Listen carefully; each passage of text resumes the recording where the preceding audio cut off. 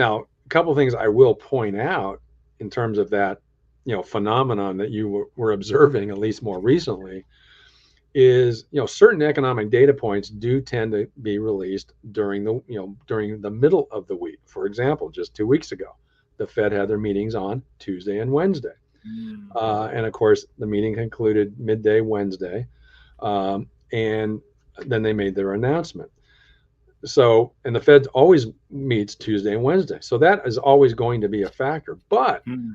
does that mean every time they meet, bond yields and mortgage rates dip? No. Sometimes it's the other way, depending on what the Fed says or what they Ah. announce. This 2 weeks ago, what happened was you saw a decrease in the bond yield end of day Tuesday.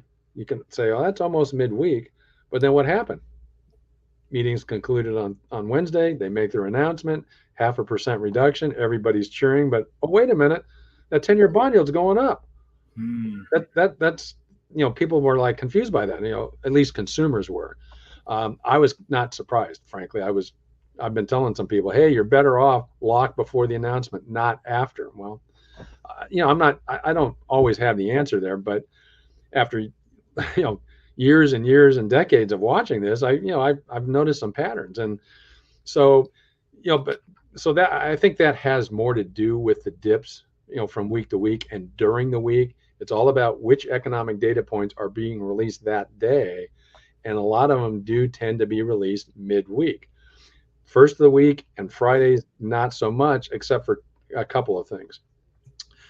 The Fed's favorite inflation target, PCE, personal consumption expenditures index, is generally released on a Friday. That can Mm. move the markets. And the other thing, as I pointed out earlier, is going to happen tomorrow is the jobs report.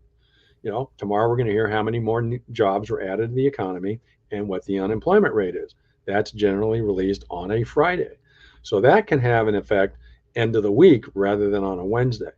So I think really ultimately, I think the lesson here is, to the extent you want to become, a financial nerd and start paying attention to the 10-year bond yield all the time, like I do, because I have to for what I do for a living, is, maybe look at that U.S. economic calendar, and then look at the 10-year bond and try to draw some parallels or connections between the data and how the bond market reacts.